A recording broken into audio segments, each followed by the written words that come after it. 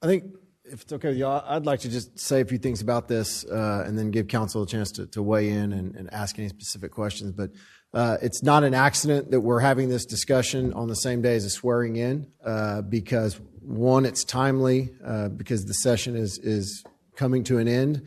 But two, in this room, we have folks who actually pay attention and care about this city. And so we wanted an opportunity to speak to the community on these issues, to alert the community as to what's about to happen, and to ask for your help. Ask for your help in advocating within the community and at the state level to try to preserve Georgetown. So I want to talk a little bit about Steph and David. Y'all did a great job, but I'm going to say things a little bit more forcefully and probably going to offend some people, but let's do it. So first of all, 1,400 square feet lots is we're not allowed to mandate anything larger than a 1,400 square foot lot. Right now in the city of Georgetown, we average about 3 to 5 houses per acre in the city of Georgetown. Sun City is about 3 units per acre. In our code, you could go up to 8 units per acre. Very few people do that. With this new mandate from the state, the largest lot that we can mandate would allow for 32 lots or 32 houses per acre. So 10 times the density that the community has decided is the proper density for our community. Second one, really want to highlight because we thought this one was a no-brainer and was going to get done easily, is the PFCs. I don't know if any of you have followed this discussion, debate. PFCs are a mechanism created by the legislature that allows developers to take apartment buildings off our tax rolls, turn them into nonprofits, and take all of the money that they would otherwise pay to the city in tax dollars and send them to a private corporation down in Travis County who is supposed to be building affordable housing but has not built 1 unit of affordable housing. So not only do we get an influx of multifamily into our community, we don't even get the tax revenue that it takes to service those multifamily developments.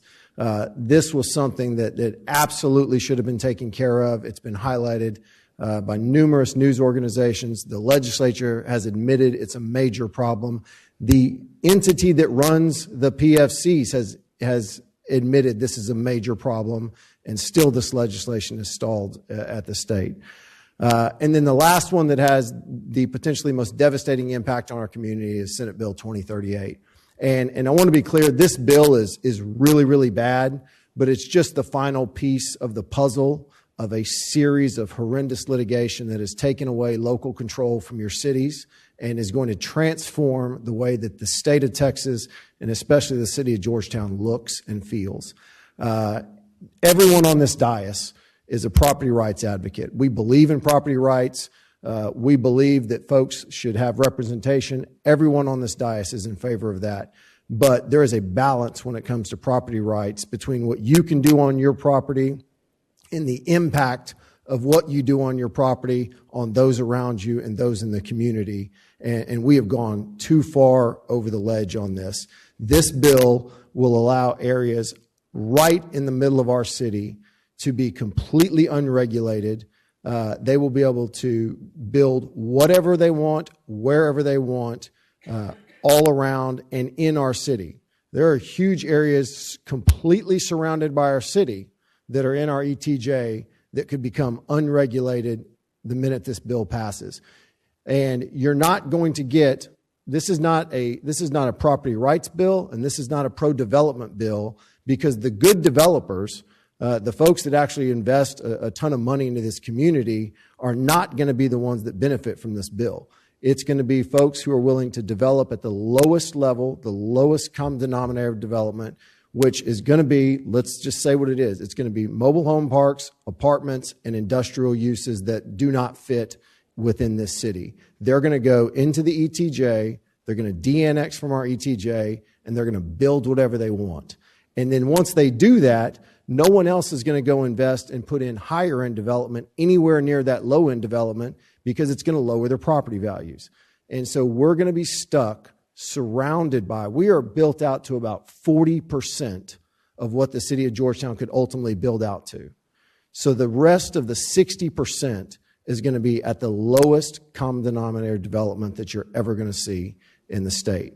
And it is going to be, it's easier and cheaper to go build a mobile home park than it is a nice neighborhood.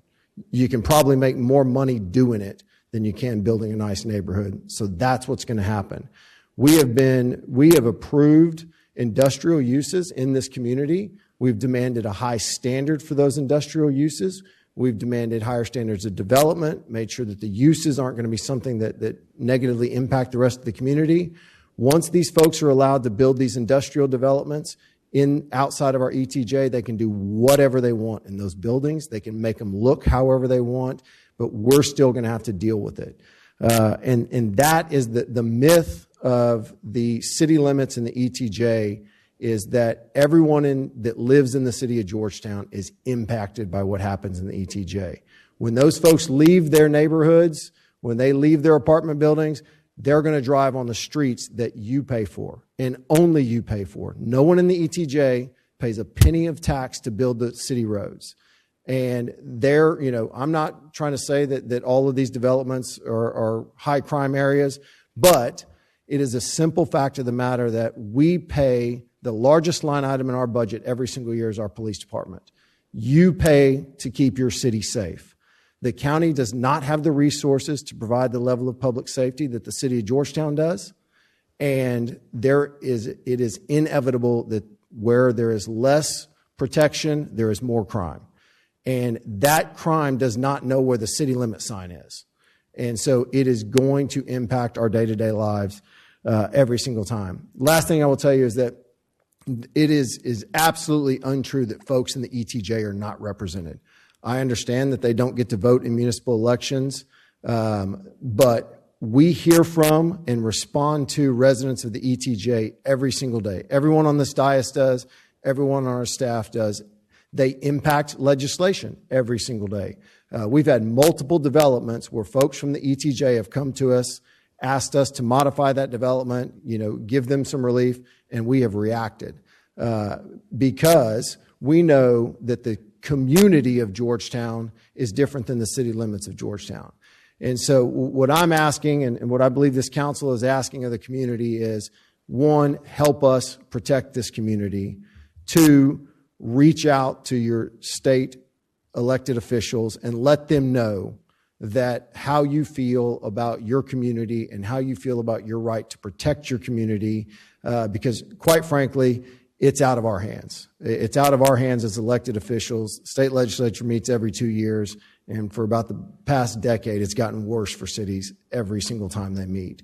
And the only thing that's going to have an impact is if they hear from you, the folks who live in Georgetown, who have made Georgetown what it is today.